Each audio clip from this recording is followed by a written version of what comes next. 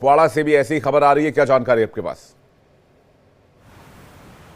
जी हाँ, बिल्कुल। देखिए, कुपवाड़ा, बारामूला और उड़ी और के साथ साथ में अखनूर चार ऐसे इलाके हैं जहां पर बीती रात पाकिस्तान की तरफ से न केवल छोटे हथियार बल्कि आर्टिलरी शेलिंग का भी जो है वो इस्तेमाल किया गया है। कल भी हमने देखा था कि भारत की जो एयर स्ट्राइक 9 आतंकी ठिकानों पे हुआ, उसके बाद पाकिस्तानी सेना इस कदर बौखला गई थी कि उसने अपने तोपखाने का मुख जो है वो सीधे सीधे रिहायशी इलाकों पर की तरफ जो है मोड़ दिया, क्योंकि उसे मालूम है कि अगर सेना के ठिकानों को निशाना बनाया जाएगा तो सेना उसका इतना बुरा हाल करेगी, सेना के सामने वो टिक नहीं सकती है। इसीलिए अपनी जो बौखलाहट है वो सिविलियन इलाके में निकालता हुआ नजर आ रहा है। कल हमने देखा कि पुंछ का जो टाउन है, उस टाउन को सन 1971 के बाद यानी कि 54 सालों के बाद पहली बार जो है वो पाकिस्तान की तरफ से हिट किया गया है। तो ये बौखलाहट जो है वो लगातार पाकिस्तान के अंदर बनी हुई है। एक टीस पाकिस्तान को बार बार इस बात को लेकर परेशान कर रही है कि कैसे भारत की सेना ने पाकिस्तान के अंदर घुसकर 54 साल के बाद उन आतंकी कैंपों को ध्वस्त कर दिया जिनको उन्होंने पिछले करीबन कई सालों की मेहनत से खड़ा किया था, और वहां से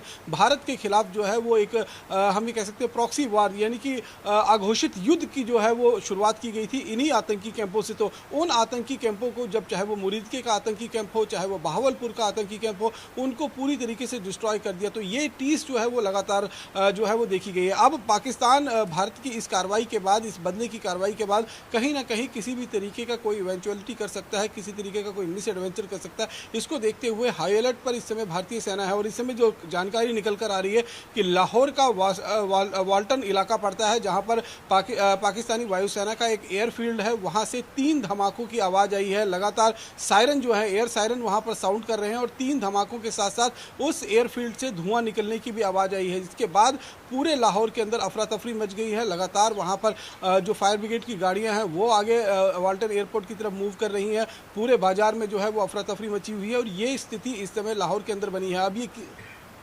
अब ये किस तरीके का ब्लास्ट है, कहाँ से ब्लास्ट हुआ है, इसके बारे में अभी कोई स्पष्ट जानकारी नहीं निकल आई है। लेकिन जिस तरीके से भारत की कार्रवाई जो है वो कल के दिन में हमने देखने को मिली थी, उसके बाद पाकिस्तान पूरी तरीके से पैनिक मोड में है। इसीलिए उन्होंने अपने सारे हवा जो एयरफील्ड्स हैं उनको एयर स्पेस जो है उसको पूरी तरीके से क्लोज कर दिया है। किसी भी प्लेन की आवाजाही पर रोक लगा दी गई है, और लगातार जो है वो सायरन हमने बीती रात भी देखा कि अमृतसर के साथ ही लगता हुआ जो इलाका पड़ता है, चाहे वो बहावलपुर का हो, चाहे वो गुजरांवाला का इलाका हो, वहां पर भी एयर सायरन जो है वो रात भर सुनाई देते रहे। सियालकोट में भी जो है एयर सायरन सुनाई देते रहे। साथ ही साथ में लाहौर में जिस तरीके से अब ये 3 धमाकों की आवाज़ सुनाई दी है, उसके बाद एक बार फिर अफरा तफरी का माहौल जो है वो लाहौर के अंदर जो है वो देखने को मिल रही है। तो पाकिस्तान कहीं ना कहीं अपनी मौत खुद ही मरता हुआ नजर आ रहा है, क्योंकि पाकिस्तान ने अपने घर के भीतर ही इतने दुश्मन पाल रखे हैं कि उसको बाहर के किसी दुश्मन की जरूरत नहीं है। बलूचिस्तान ने एक वीडियो जारी किया है जिसमें हम साफ तौर पर देख सकते हैं कि किस तरीके से 12 पाकिस्तानी सैनिकों को एक आईडी ब्लास्ट में पूरी तरीके से मार गिराया जाता है। और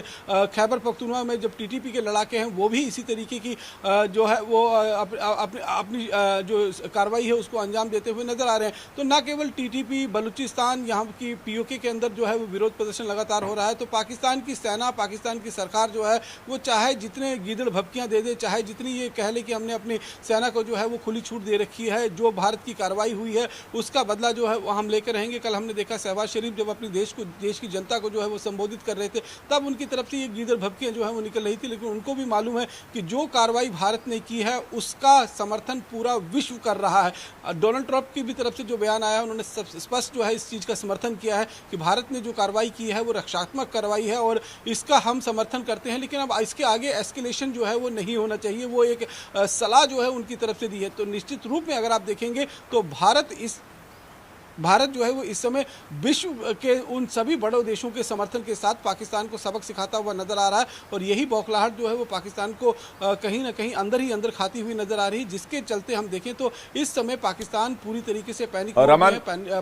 पाकिस्तान के अंदर एक इमरजेंसी जो है वो घोषित करके रखी गई है। जी रमन, एक बड़ी खबर बताने चाह रहा हूँ, शायद इस खबर को सुनकर आप भी खुश हो जाएं, दर्शकों को भी थोड़ा सा सुकून मिले इस खबर को सुनने के बाद, क्योंकि पहलगाम हमले के बाद पाकिस्तान को उसकी औकात बताना, पाकिस्तान को घुटनों पर लाना बहुत ज़रूरी था, और पाकिस्तान के नेता मंत्री जिस तरह का बयान दे रहे थे उनको भी सबक सिखाना बहुत ज़रूरी था। इसलिए एक बहुत बड़ी ब्रेकिंग न्यूज़ दर्शकों आपको बता रहा हूं, और साथ ही साथ तमाम पैनलिस्ट और हमारे सहयोगी को बता रहा हूं। भारत के ऑपरेशन सिंदूर से घुटनों पर पाकिस्तान आ चुका है। एनएसए अजीत डोभाल के पास पाकिस्तान से कॉल आया है, सूत्रों के हवाले से खबर है। अजीत डोभाल से ISI का चीफ प्लस एनएसए पाकिस्तान असीम मलिक गड़गड़ा रहा है। कह रहा है हुजूर बख्श दीजिए, भारत से और हमले नहीं करने की गुजारिश की है। यह भी सूत्रों के हवाले से जानकारी मिल रही है। यह दावा इंटरनेशनल मीडिया में भी किया गया है कि पाकिस्तान ने भारत से संपर्क करने की कोशिश की है और बख्श देने की गुहार लगाई है। पाकिस्तान कहने से आसिम मलिक, जो कि आईएसआई का चीफ भी है, उसने भारत कहने से अजीत डोवाल से संपर्क करने की कोशिश की है और बख्श देने की गुहार लगाई है। कहा है हुजूर बख्श दीजिए, और गिड़गिड़ा रहा है एक तरीके से। पाकिस्तान छोड़ देने की बात कह रहा है, एस्केलेशन की बात से इनकार कर रहा है, लेकिन दूसरी तरफ एलओसी पर लगातार फायरिंग भी जारी है। तो क्या पाकिस्तान अपने मुल्क की आंखों में धूल झोंकना चाहता है? कल शहबाज शरीफ ने बदले की बात कही थी और देर रात ये खबर आई कि भारत से संपर्क साधने की कोशिश कर रहा है, कॉन्टैक्ट स्टैब्लिश करने की कोशिश कर रहा है पाकिस्तान कहने से आसिम मलिक ने कॉल किया और बख्श देने की गुहार लगाई, गड़गड़ा रहा है और हमले नहीं करने की बात कर रहा है भारत से। ऑपरेशन सिंदूर के तुरंत बाद यह कॉन्टैक्ट स्टैब्लिश करने की कोशिश की गई, ऐसी जानकारी मिल रही है। हमारी सहयोगी किरण इस वक्त विजय चौक दिल्ली से हमारे साथ जुड़ रही हैं। सीधे उनके पास चलेंगे। किरण, जानकारी मिल रही है कि कॉन्टैक्ट स्टैब्लिश करने की कोशिश की गई है और खबर यह भी है कि बख्श देने की गुहार लगा रहा है पाकिस्तान, कह रहा है हुजूर माफ कीजिए अब, और गड़गड़ा रहा है और हमले नहीं करने की बात कर रहा है। बिल्कुल विवेक, यहाँ पर देखिए प्रधानमंत्री ने जो है जब कल कैबिनेट की बैठक ली थी तो उसमें एक लाइन उन्होंने कहा था, उन्होंने ये कहा था कि ये तो करना ही था। तो अब ये सोचिए कि उसी का असर है कि ये तो होना ही था, और वाकई यही हुआ है। जो सूत्रों के हवाले से अभी जानकारी जैसे मिल रही है कि ऑपरेशन सिंदूर के बाद से किस तरह से घुटनों पर पाकिस्तान आ गया। देखिए गीदड़ भभकी देना है, क्योंकि आपको जो है इंटरनेशनल फोरम पर अपनी छवि को बचाए रखना है, अपनी आवाम को बताना है कि देखिए अगर भारत कोई भी हमला करता है, उनकी तरफ से अगर इसी तरह की कोई कार्रवाई होती है तो कहीं ना कहीं हमें उसको जवाब देना है, और इसी को लेकर के अपनी छवि को बेहतर बनाने को लेकर। लेकिन देखिए पीठ पीछे से किस तरह से ये फोन आता है, एनएसए अजीत डोभाल को ये फोन जाता है, और ये फोन जाने के बाद ये कहा जाता है और हमले नहीं। क्योंकि देखिए कल जब सेना की तरफ से जो ये प्रेस कॉन्फ्रेंस की गई थी, उसमें जो पूरी तस्वीर दिखाई गई थी, वो 3 मिनट का जो क्लिप था, कम से कम वो क्लिप बहुत कुछ कह रहा था। और उसके बाद जब डिटेल्स में बताया गया कि कैसे ये स्ट्राइक हुआ, कहां कहां हमला किया गया, कहां कहां पर ये बदला लिया गया, कौन कौन से आतंकवादी संगठनों को, तो उसमें 21 नाम थे और हमने सिर्फ 9 को टारगेट किया। यानी कि सेना ने सिर्फ 9 को टारगेट किया, और ऐसे में ये खबर कि देखिए तकरीबन 12 से 15 और टारगेट हैं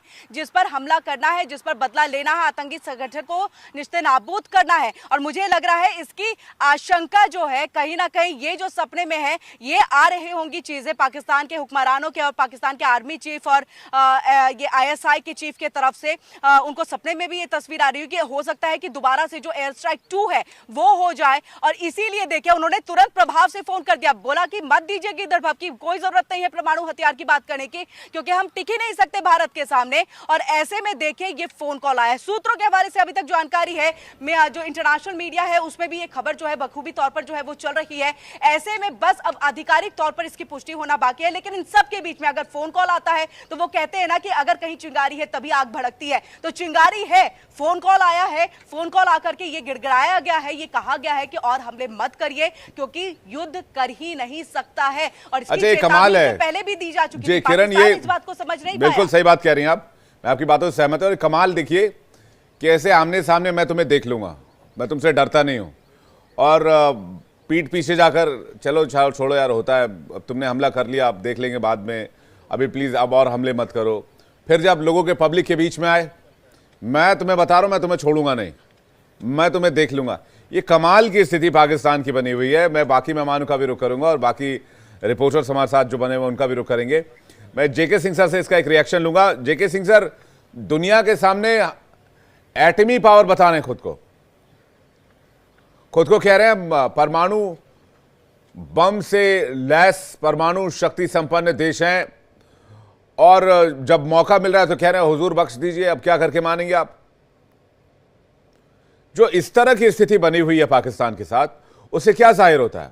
उससे यह जाहिर होता है कि पाकिस्तान के पास कुछ भी शेष नहीं है। दुनिया भर की रिपोर्ट्स ये बता रही हैं कि पाकिस्तान जंग में आया तो मुश्किल से मुश्किल 72 से 96 घंटे ही टिक पाएगा। उससे 1 घंटे ज्यादा का गोला बारूद टैंकों में तेल पाकिस्तान के पास नहीं है, और ना ही पाकिस्तान के पास इतना पैसा है कि वो किसी भी तरीके के जंग को अफोर्ड कर सके। आप अंदाजा लगाइए कि जो पाकिस्तान बलोच लिबरेशन आर्मी से नहीं लड़ पा रहा है, जो पाकिस्तान तहरीके तालिबान पाकिस्तान टीटीपी से नहीं लड़ पा रहा है, और तो और छोड़िए, जो पाकिस्तान और पाकिस्तान के हुक्मरान, वहां की आईएसआई और वहां के आर्मी चीफ एक मामूली सी राजनीतिक पार्टी पीटीआई से हार गए, आर्मी के दम पर, सेना के दम पर उसको उठाकर इमरान खान को जेल में बंद कर दिया है, वो भारत से जंग की बात करते हैं। एयर वाइस मार्शल हमारे साथ ओपी तिवारी सर जुड़ रहे हैं। सर गुड मॉर्निंग और बहुत स्वागत है आपका। इसके बाद में गीतू आपके पास आ रहा हूं और जानकारी के लिए। सर खबर यह आ रही है कि पाकिस्तान के एनएसए और आईएसआई चीफ असीम मलिक ने कांटेक्ट स्टैब्लिश करने की कोशिश की है और कहा है कि हुजूर अब बख्श दीजिए, हमारे प्राण बहुत हो गए, हमें जीने खाने दीजिए, हमें रहने दीजिए, जो गलती हुई उस पर हम लोग ध्यान देने की कोशिश करेंगे। देखिए ये लोग अप्रोच करेंगे, लेकिन मैं एक मैसेज और देना चाहता हूँ कि जब तक मुनीर खुद अप्रोच ना करें एनएसए को उनसे बात नहीं करनी चाहिए। बिकॉज पाकिस्तान में पॉलिटिकल लीडर्स का, इवन आईएसआई तो एक्टिव रहती है, इनका क्या अस्तित्व है उनके खिलाफ, उनके खिलाफ इनका कुछ भी नहीं है, या कुछ कहेंगे कुछ बोलेंगे, इसका विश्वास करना बहुत ही गलतफहमी होगी हमारे लिए, मतलब गलत होगा, विश्वास नहीं करना। नहीं वो तो ठीक बात आप कह रहे हैं कि हमने अभी तक विश्वास ही किया ना, और क्या किया हमने। मैं आ रहा हूँ पॉइंट, विवेक में आ रहा हूँ पॉइंट पर, विवेक में आ रहा हूँ। देखो उनके पास जितनी भी फौज है, जितने भी इक्विपमेंट्स है, अगर पूरी फौज लड़ना चाहे तो 4 दिन तक लड़ सकती है, लेकिन क्वेश्चन मार्क, सबसे बड़ा सवाल ये उठता है कि इनकी फौज लड़ेगी क्या? मुनीर साहब अकेले सारा बॉम्ब गिराएंगे? उसके लोअर एचेलॉन में मेजॉरिटी जो है बलूच है, खैबर पख्तून है, वो भी मौके का इंतजार कर रहे हैं कि कब ये बगावत करे और इनको आपस में लोगों को मारे। तो ये सबसे बड़ा डर उनके अंदर है।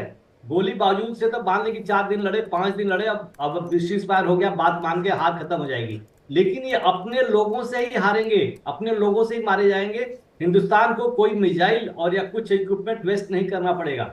जैसे कल परसों वाली जो अटैक हुआ था, ना हमारी एक मिसाइल वेस्ट गई, ना हमारा कोई नुकसान हुआ। इस तरह की लड़ाई लड़ेगी भारत, ताकि भारत का कोई नुकसान ना हो, खाली उन्हीं का हो। वो अपनी तरफ से सारे हथकंडे लगाएंगे, सारी कोशिश करेंगे, और छोटे बचपनों की राजनीति हो रही है कि भाई हमें छोड़ दो, आगे चलाते हो, पीछे जाके छोड़ दो। जैसे आप कह रहे थे, पूरा सहमत हूँ, इनका विचार यही है, ऐसा करना चाहते हैं। लेकिन अस्तित्व, हम इतने देर आपके चैनल पे इतने दिनों से हम कवर करते रहते हैं, आप भी कवर करते रहते हैं, उनकी हालत कैसी है।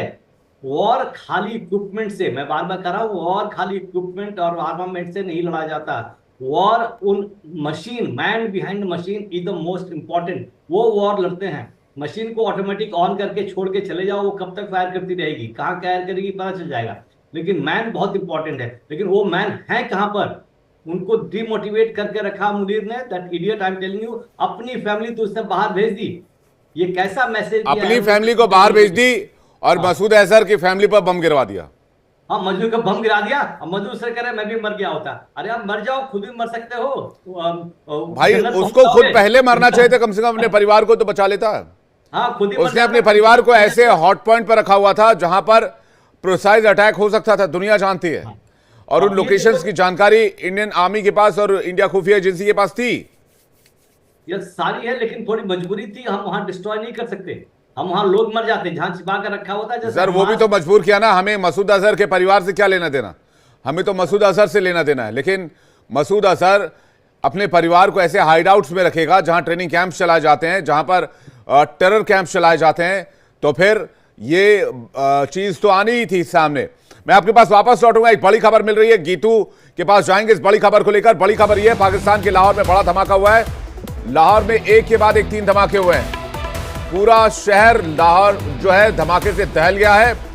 चश्मदीदों ने मिसाइल हमले का दावा किया है। इस बीच खबर यह आ रही है कि कराची हवाई अड्डे पर फ्लाइट के ऑपरेशंस को फिलहाल अस्थायी रूप से निलंबित कर दिया गया। जिस जगह पर धमाके हुए हैं वो पाकिस्तानी एयरपोर्ट के काफी करीब है। गीतू के पास चलेंगे और जानकारी के लिए। गीतू, क्या है ये खबर और अभी तक क्या अपडेट इसमें आपके पास?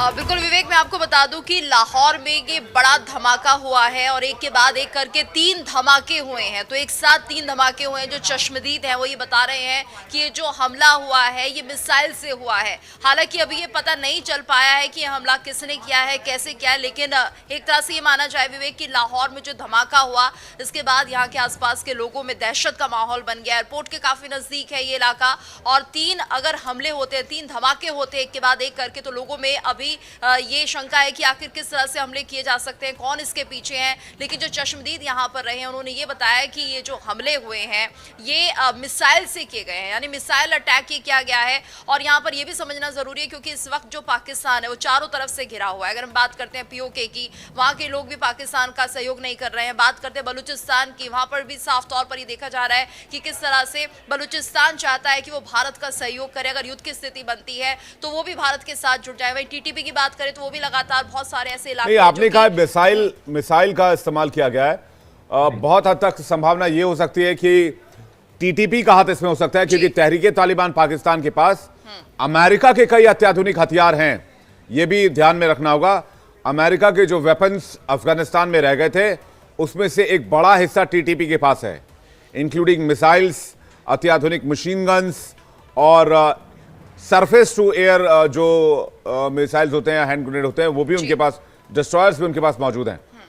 बिल्कुल विवेक, और मैं इसी बात पर आ रही थी क्योंकि जिस तरह से हम देख रहे हैं TTP ने कई इलाके अपने कब्जे में ले लिए हैं। पाकिस्तान यानी कि ये मानिए कि चारों तरफ से घिर रहा है। इस बीच खबर ये भी आई थी कि बलूचिस्तान ने भी जो पाकिस्तान सेना है उसके 12 सैनिकों को मार गिराया है। तो TTP पर ही ज्यादा शक जा रहा है कि उनकी तरफ से मिसाइल अटैक किया जा सकता है और कहीं ना कहीं मौके का फायदा उठाया जा रहा है कि एक तरफ तो भारत है वो पाकिस्तान पर लगातार हमले कर रहा था और बदला लिया गया पहलगाम अटैक का, और अभी भी हम जिस तरह से देख रहे हैं कि LOC पर यहाँ पर सीज फायर का उल्लंघन किया जा रहा है। तो भारतीय सेना भी ऐसे नहीं बैठी हुई है, वो भी मुंह तोड़ जवाब दे रही है। लेकिन इस बीच जो TTP और बलूचिस्तान है वो ज्यादा एक्टिव हो गए हैं। हम देख रहे हैं कि BLA की तरफ से, TTP की तरफ से लगातार अटैक किए जा रहे हैं। कोशिश की जा रही है कि पाकिस्तान को सबक सिखाया जाए, यानी कि एक तरफ तो भारत के साथ बातचीत चल रही है पाकिस्तान की कि हमें छोड़ दीजिए, बख्श दीजिए, वहीं दूसरी तरफ ये तो आपको रोकना चाहेंगे, पाकिस्तान ने कॉन्टैक्ट स्टैब्लिश करने की कोशिश की है। भारत के साथ पाकिस्तान की फिलहाल कोई बातचीत नहीं हो रही है, ये भी खबर है क्योंकि इसकी कोई ऑफिशियल जानकारी नहीं है, कोई आधिकारिक पुष्टि नहीं है,